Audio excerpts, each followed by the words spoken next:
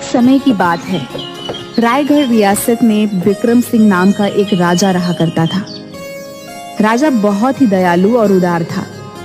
सभी राज्य के लोग राजा को बहुत सम्मान किया करते थे। लेकिन राजा का एक मंत्री था, इंद्रसेन, जो बहुत ही लालची और बेईमान था।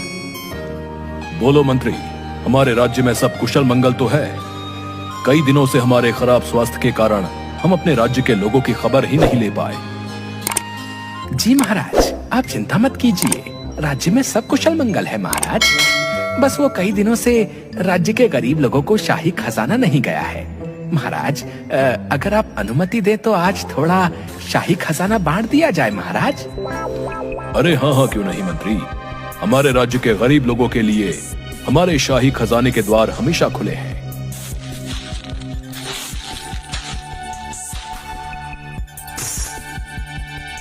ये लो मंत्री, जाओ और जाकर हमारे राज्य के गरीबों में दान कर दो। हमारे रहते हुए हमारे राज्य के लोगों को परेशानी नहीं होनी चाहिए। जाओ। जी महाराज, जैसी आपकी आज्ञा।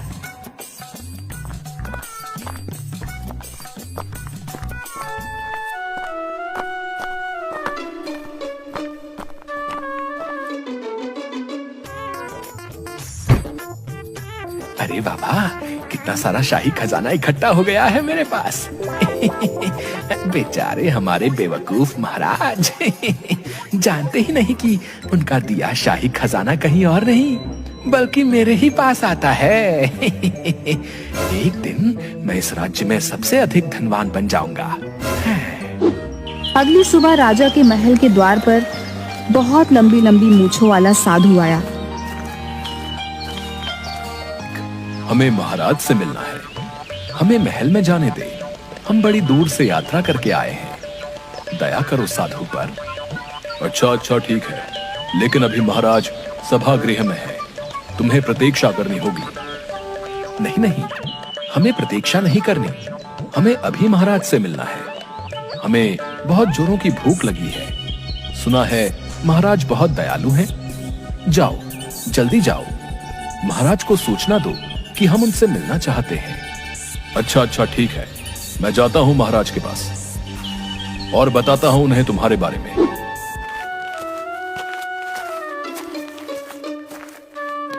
महाराज की जय हो। बाहर महल के द्वार पर कोई लंबी लंबी मूंछों वाला साधु आपसे भेंट करना चाहता है महाराज। बोल रहा है भूखा है, क्या किया जाए महाराज? अरे मूर्ख, कोई भूखा साधु हमारे द्वार पर है। जाओ और जल्दी उस साधु को लेकर आओ, जाओ।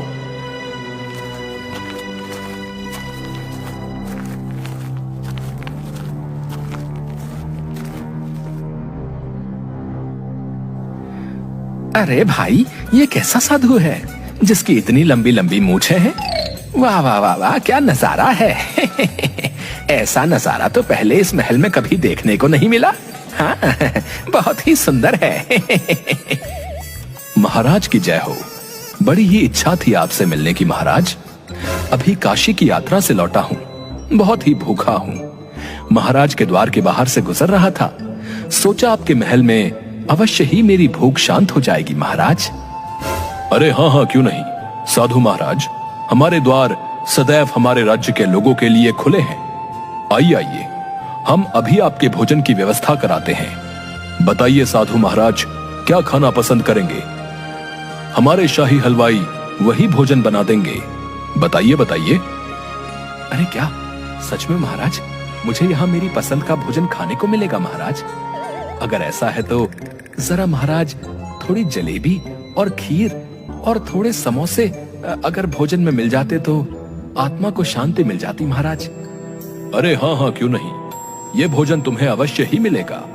सैनिकों, जाओ और हमारे दरबार के शाही हलवाइयों को यह आदेश दिया जाए कि साधु महाराज के लिए अत्यंत ही स्वादिष्ट खीर, समोसे और जलेबियां बनाई जाएं। जाओ। जो आज्ञा महाराज, जैसी आपकी आज्ञा।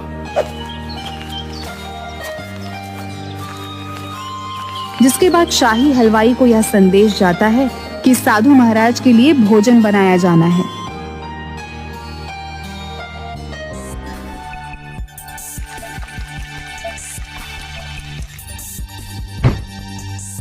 अरे वाह वाह वाह, कितनी अच्छी खुशबू आ रही है।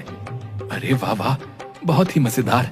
आहा हा हा, आज तो खूब पेट भर कर खाऊंगा। हाँ, लीजिए साधु महाराज, आपका भोजन आ गया है, शुरू कीजिए।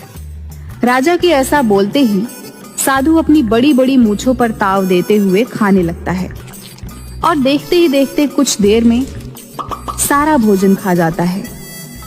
महाराज, थोड़ी भूख शांत नहीं हुई। अभी अगर थोड़ा और भोजन मिल जाता तो अच्छा होता महाराज। हाँ हाँ, क्यों नहीं साधु महाराज, साधु महाराज के लिए और भोजन लाया जाए। अरे न जाने कितने वर्षों से ये लंबी मूंछ वाला साधु भूखा है। अरे अरे अरे, न जाने कहां कहां से चले आते हैं। लगता है आज तो महल का आधा भंडार गृह खत्म ही कर देगा। अरे भाई, वाह वाह वाह महाराज, बहुत ही स्वादिष्ट भोजन था।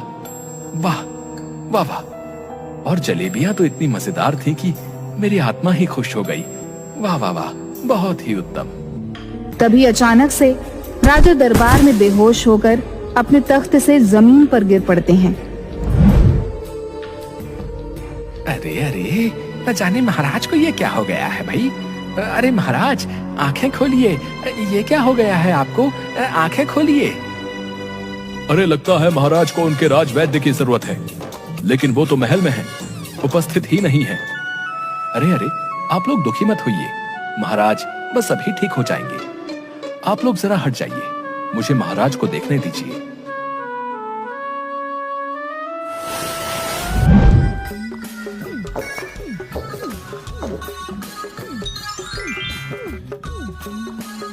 अरे महाराज, आप ठीक हैं? हम तो आपकी ये दशा देखकर बहुत ही विचलित हो गए थे महाराज।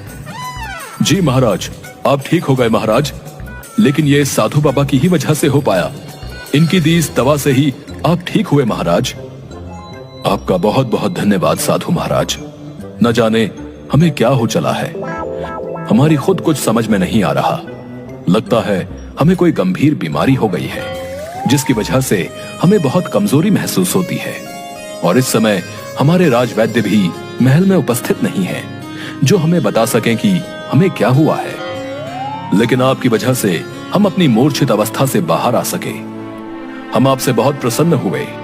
आज से आप इसी महल में रहेंगे। आपका बहुत बहुत धन्यवाद महाराज। लेकिन क्षमा महाराज, मैं तो एक साधु हूं जो जगह जगह भिक्षा मांगकर अपना गुजर बसर करता है, लेकिन मैं यहां महल में कैसे? देखो, ये हमारा आदेश है। आज से आप हमारे महल के राजगुरु बनकर इस महल में रहेंगे। अच्छा ठीक है महाराज, जैसी आपकी आज्ञा। अरे अरे, ये क्या किया महाराज ने? इस लंबी लंबी मूंछ वाले साधु को यहाँ इस महल में राजगुरु बना दिया। नहीं नहीं नहीं नहीं, ये कोई मामूली सा साधु नहीं लगता है, जरूर कोई पाखंडी है। नहीं नहीं, इसे तो मैं यहाँ से भगा के ही रहूंगा। हाँ। अगली सुबह राजा का दरबार लगा होता है और राज्य के कुछ गरीब लोग रोते हुए राजा के दरबार में आते हैं।